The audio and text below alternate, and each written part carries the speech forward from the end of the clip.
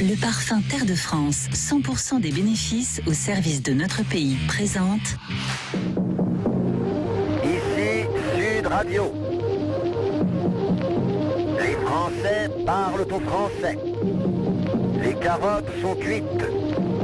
Les carottes sont cuites. Sud Radio Berkov dans tous ses états. Ah, moi, dans tous mes états, mais non. Jamais, avec vous, jamais, auditeur de Sud Radio. En revanche, les candidats, les députés qui s'affrontent bientôt, tous les potentiels, les non potentiels, les sur deux, les pas sur deux du tout, s'affrontent. Pourquoi ? Eh bien, 12 et 19 juin, élections législatives. Alors, en digne émule de Mitterrand, même si on ne peut pas comparer les deux, Jean-Luc Mélenchon est en train de réussir son programme commun à gauche. Oui, en 3 semaines.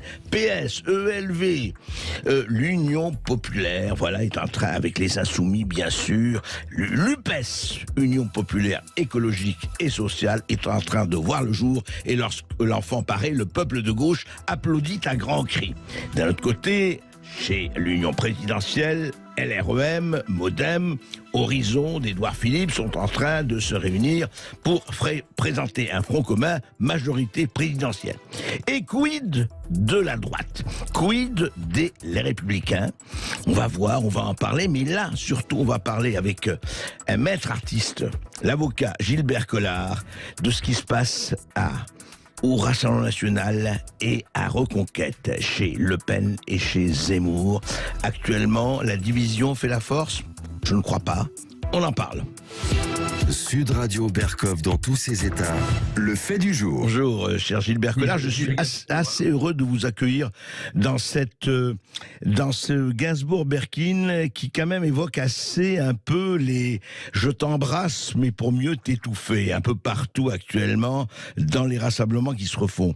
Mais je voulais vous dire qu'on a beaucoup aimé votre livre Protestation. On va vous recevoir dans quelques semaines ou assez vite pour parler de cela, vos confessions avec un moine sur l'état de la France. Mais je voulais justement, et puis il y a vraiment des chapitres hilarants dans votre ouvrage, mais je voudrais parler un peu de ce qui se passe là et de ce qui se passait d'abord.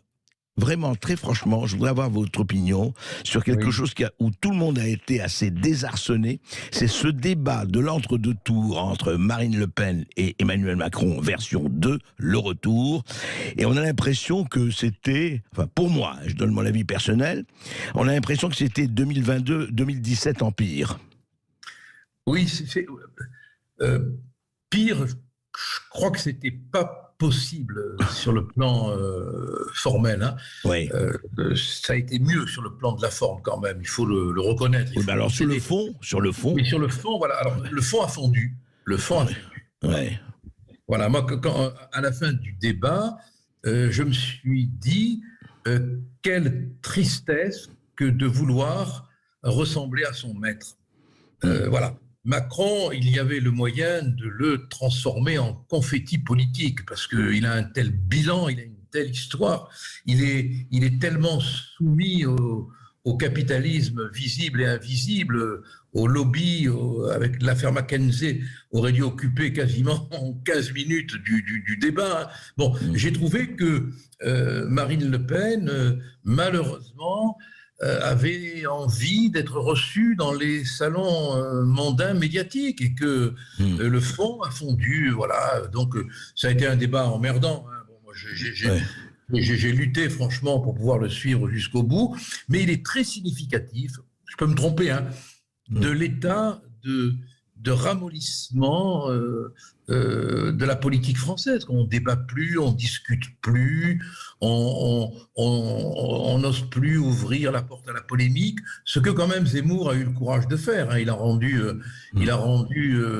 la langue de bois un peu désuète. Hein. Il a rendu vraiment la noblesse au débat politique, me semble-t-il. Hein. Et là, dans ce débat entre Marine Le Pen et et Emmanuel Macron, on avait affaire à deux soporifiques. Hein. Mais alors justement, Gilbert Collard, allons au-delà du débat. Il a peut-être ébréché la langue de bois, Zemmour, mais il a fait 7%. Surtout, aujourd'hui, ce qui est tout à fait, je le disais d'emblée au début de notre entretien, enfin, d'un côté, on voit que Mélenchon fait son Mitterrand, ou son petit ou son grand Mitterrand, enfin, peu importe, et est en train de rassembler à gauche, on voit que la majorité présidentielle forcément s'organise, et on voit Zemmour et Le Pen vraiment s'affronter. On voit ce qui se passe dans le Sud avec Philippe Bardon, où on met quelqu'un du RN en face de lui, etc., etc., etc. Vous qui connaissez très très très bien, pour avoir un grand avocat, mais avoir traversé la politique aussi bien au RN que près de Zemmour à Reconquête, comment vous expliquez cette espèce de volonté absolument de se pourfendre d'une manière, allez, quasi suicidaire? C'est un affrontement qui dépasse l'intelligence politique, parce que c'est un affrontement qui va contre l'intelligence tactique, stratégique. Ouais. Il n'y a pas de victoire sans union. Moi, depuis le début, vous le savez, j'avais milité pour un rapprochement entre Marine Le Pen et Éric Zemmour. Malheureusement, la chose n'a pas été possible pour de multiples raisons. Mais vous savez, je crois que l'union se fera au-delà des partis politiques. L'union se fera parce que les électeurs de droite n'ont pas envie d'avoir au pouvoir des islamo-gauchistes verdâtres. Bon. Et à ce moment-là, quand un candidat de la Reconquête ou du Rassemblement national arrivera en position d'être élu, que ça plaise ou non aux états-majors dont tout le monde se moque sur le terrain finalement, hein, les électeurs feront ce qu'il faut pour qu'on n'ait pas une France mélenchoniste, à l'exception de quelques candidats qui sont frappés légitimement du reste, hein, et par Marine Le Pen et par Éric Zemmour d'anathème pour des grossièretés, ceux qui nous ont traités de traîtres, ceux qui ont dit qu'on était environnés de nazis, etc. Bon voilà, il y a quelques candidats qui n'auront pas de soutien parce qu'ils paieront le prix de la grossièreté, de la vulgarité. Bon voilà, moi dans ma circonscription, on nous a traités de traîtres, ça passera pas, voilà. Mais sinon, je suis persuadé que l'union de la droite se fera au-delà de la désunion des personnes. Et je ne crois pas à l'union de la gauche, moi. Hein.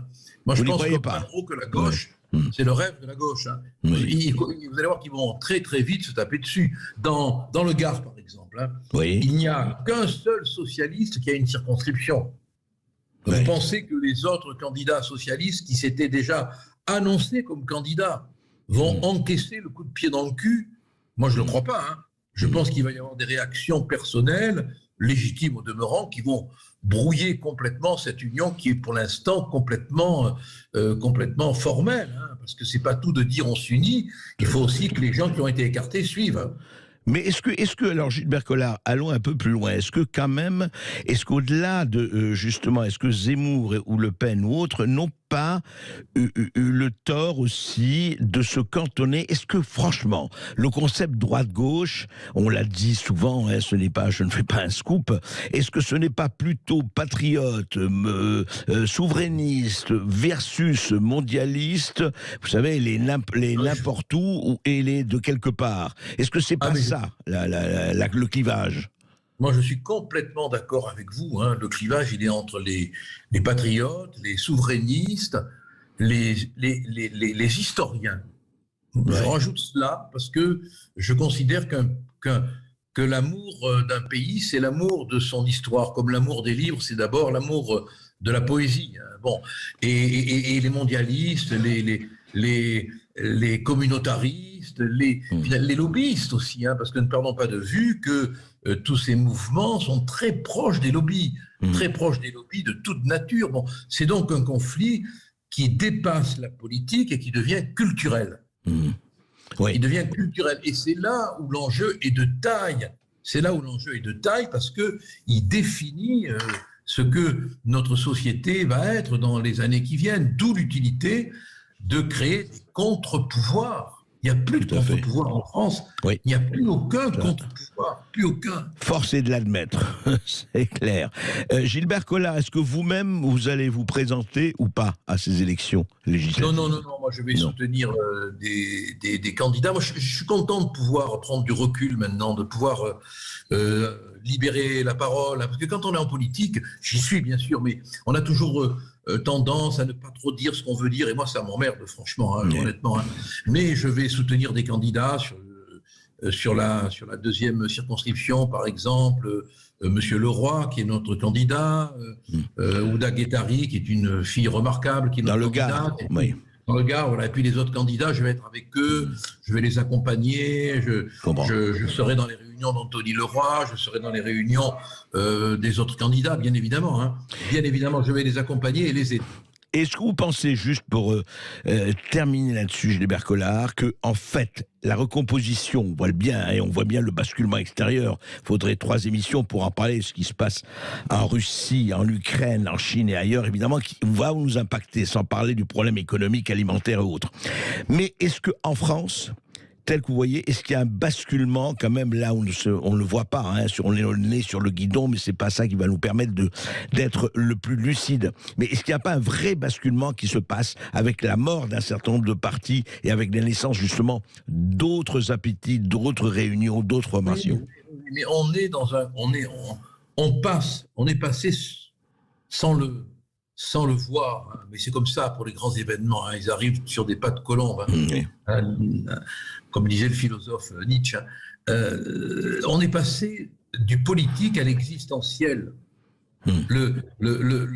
Aujourd'hui, avec cette Union européenne, dominatrice, autoritaire, administrative, technocratique, tout nous est imposé, quoi. Il n'y a plus de débat politique sur la loi. La loi, elle est faite par l'Union européenne. Il reste quelle respiration démocratique? Il reste la définition existentielle du vivre. Comment on va vivre? Comment on va vivre quand on entend Corbière dire que le burkini dans les piscines, ça n'a rien à voir avec la question de la laïcité, mais on est entré dans un monde où le débat va être rhétorique, avec des rhéteurs menteurs et des rhéteurs qui vont devoir rétablir la vérité. Comment oser dire que le burkini, c'est sans lien avec la question de la laïcité, alors que c'est un instrument idéologico-religieux. Le débat, il est là maintenant. C'est est-ce que la nation va demeurer la nation? Est-ce que le pays va demeurer le pays? Est-ce que l'histoire va demeurer l'histoire? Est-ce que la langue va demeurer la langue? Ou est-ce qu'on va tomber dans autre chose qui est d'une autre dimension, telle que les insoumis, les socialistes le voudraient? Et moi, je lutte contre cela, parce que je comprends la postmodernité, mais je veux qu'elle soit une postmodernité française et non pas ultramondialiste. Merci Gilbert Collard. Nous allons suivre avec vous tout cela et avec tous les autres. Évidemment, le problème est posé et en tout cas, il y a un vrai clivage et on va le montrer. Merci beaucoup Gilbert Collard. Je rappelle que vous êtes président d'honneur de Reconquête et dans un instant on continue à parler des législatives mais avec un mouvement citoyen, l'Union citoyenne pour la liberté, un mouvement gilet jaune.